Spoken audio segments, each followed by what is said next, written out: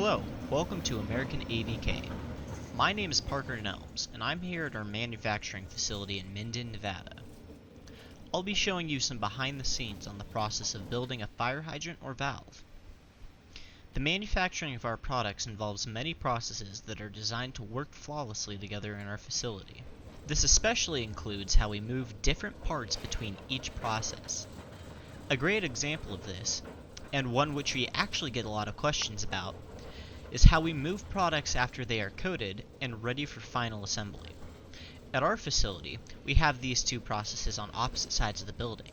Thus, we needed a way to move products between these two areas without having to manually move them with a forklift or pallet jack. Our solution to this problem was Blinky. Blinky is a mobile conveyor robot that is designed to automatically move between the two lines whenever product is needed for assembly. He works in tandem with a roller system, both of which are powered to move product when they detect each other.